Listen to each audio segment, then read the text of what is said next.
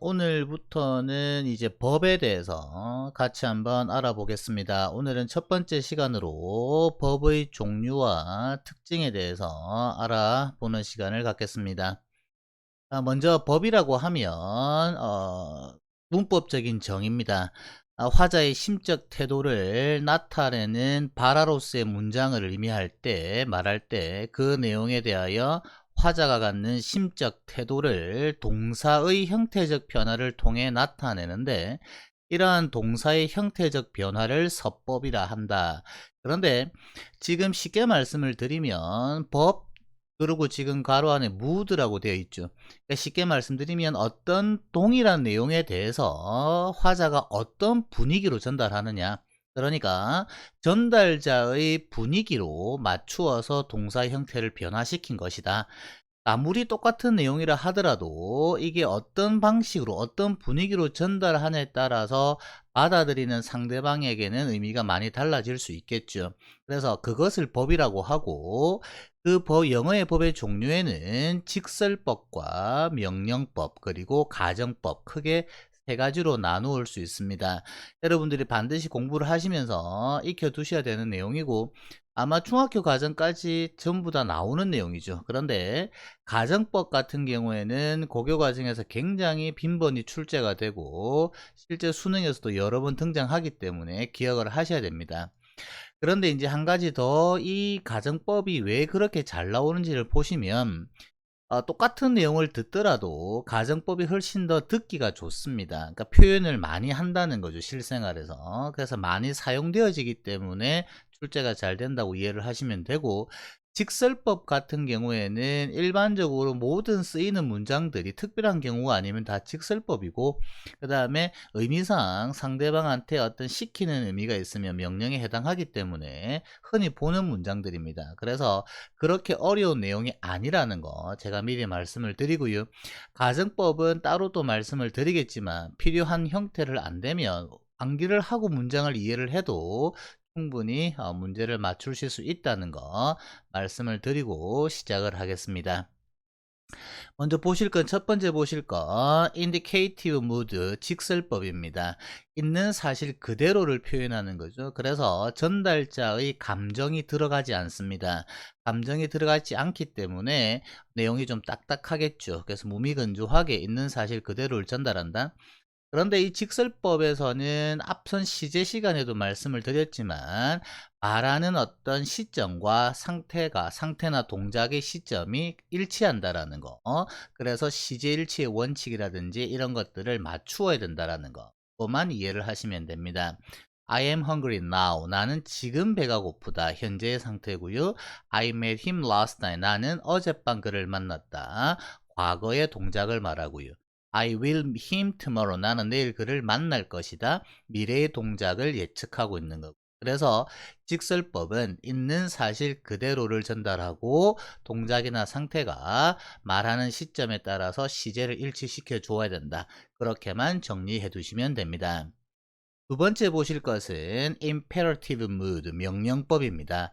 명령법은 어떤 내용의 명령이나 또는 의뢰, 충고, 금지 등을 상대방에게 지시를 내리는 표현법, 상대방에게 시키는 표현법입니다. 그래서 이 상대방이 직접적인 2인칭이 되기도 하고, 또는 이 상대방을 통하여 다른 누군가에게 뭔가를 시키는 그러한 내용이 되기도 합니다. 그에 따라서 직접이냐 간접이냐 이렇게 나눠지는데, 어쨌든 상대방에게 지시를 내리는, 시키는 표현법이더라.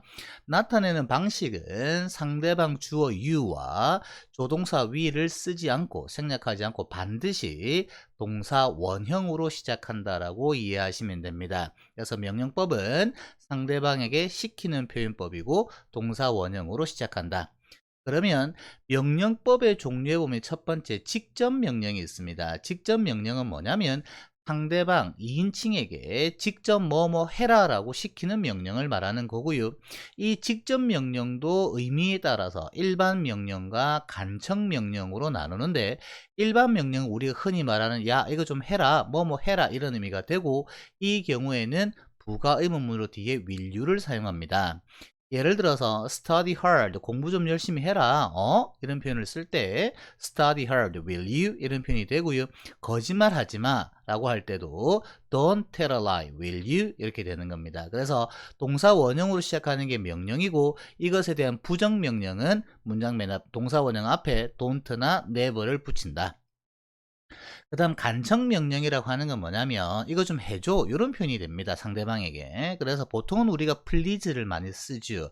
please를 쓰는데 또 다른 방식은 부가 의문문의 형태의 will you가 아니라 want to를 쓰게 되면 이것도 상대방에게 부탁하는 의미가 됩니다. 소금 좀 건네어 주세요라는 표현을 쓸 때 pass me the salt please 이것도 맞는 문장이고, pass me the salt, won't you? 이것도 맞는 문장입니다. 그래서 상대방에게 일반적으로 시키는 명령은 뒤에 부가 의문문이 will you고, 상대방이 부탁하는 표현은 please를 쓰거나 won't you를 붙인다. 그리고 부정 명령은 동사 원형 앞에 don't나 never를 붙인다. 그렇게 정리를 해 두시면 됩니다.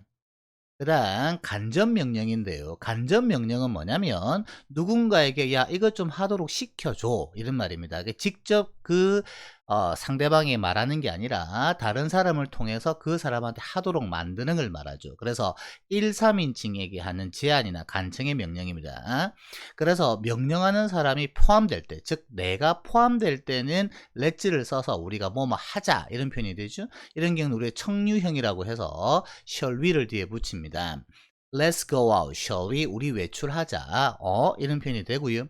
명령 받는 대상만이 행동할 때, 즉 명령하는 나는 빠져있고 뭐뭐 하도록 해라 이런 표현이 될 때는 let's를 사용할 수 없고 let us의 형태를 써야 되고, 부가 의문문은 명령이니까 will you로 받습니다.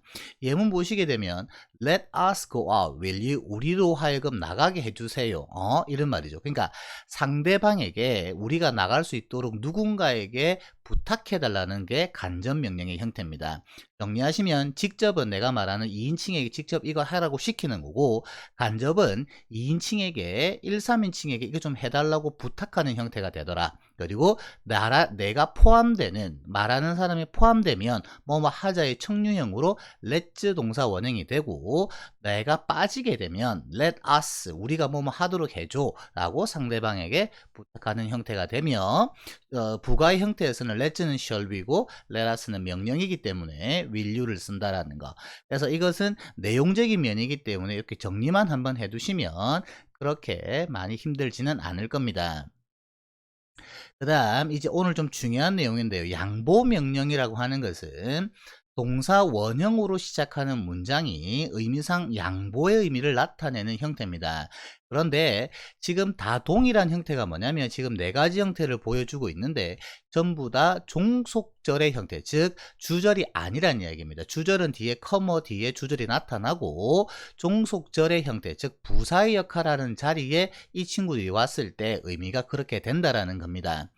첫 번째 형태를 보시면 동사 원형으로 시작하고 뒤에 접속사 as가 오고 그 다음 주어 다음에 may 그 다음에 커머 찍고 주절이 나타나는 건데, 이때는 주어가 아무리 동사 원형 한다 할지라도 이렇게 해석이 됩니다.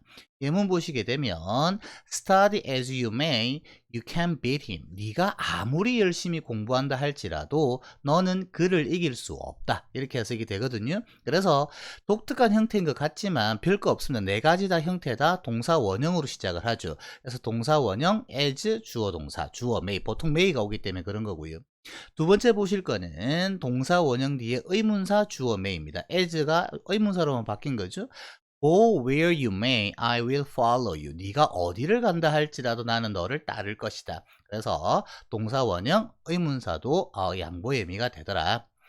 세 번째 보실 것은 동사 원형 주어 ever, so 형용사 형태입니다. 그래서 아무리 형용사 한다 할지라도 이렇게 해석이 되거든요.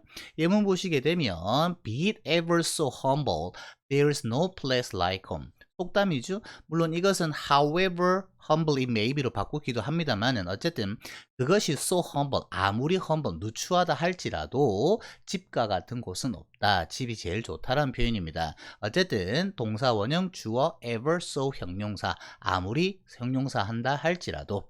그 다음 마지막 보실 것은 동사 원형 뒤에 주어 다음에 A or B죠. 이것은 뭐냐면 주어가 A이든 B이든지 간에 이렇게 해석해서 whether A or B 형태와 같은 의미를 나타냅니다. 예문 보시게 되면 be a man rich or poor, he has 3 meals a day. 그 사람이 부자이든 가난한 사람이든 간에 그도 하루에 3끼 식사를 먹어 별다른 사람 없어 이런 표현을 쓸 때 쓰는 문장입니다. 그래서 여기 나와 있는 양보 명령의 형태의 문장의 형태를 잘 기억을 해 두시길 바랍니다. 이런 형태를 쓰게 될 때는 의미를 강조할 때 많이 나타내기 때문에 문장에서 주제문과 필자가 나타내고자 하는 의미와 가까울 수 있습니다. 그래서 명령문에서는 이 형태를 좀 잘 기억을 해 두셔라.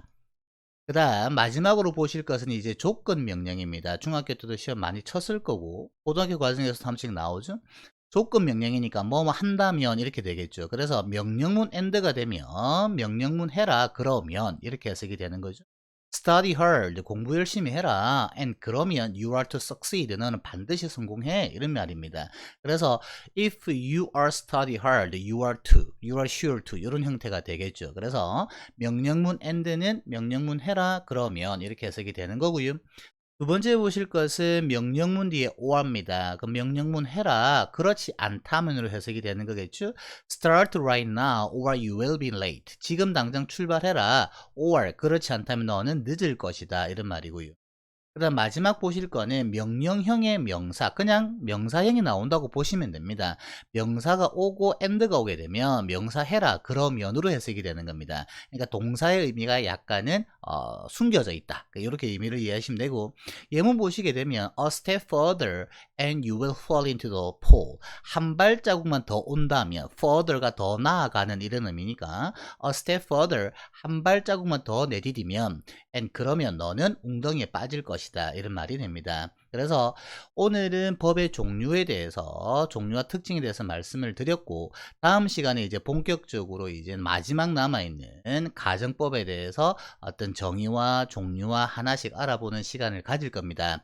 가정법은 가정법 이해만 잘 하시면 정말 쉽고 출제가 잘 되기 때문에 굉장히 쉽지만, 그냥 아무 생각 없이 그냥 외워서 문제를 풀려고 하면 가정법은 굉장히 어려울 수도 있습니다. 그래서 조금 오늘 했던 내용 법에 대해서 정리를 잘 해두시고 나면 나중에 가정법 다음 시간에 조금 편해질 거니까 정리를 잘 해두시기 바랍니다. 오늘도 수고하셨습니다.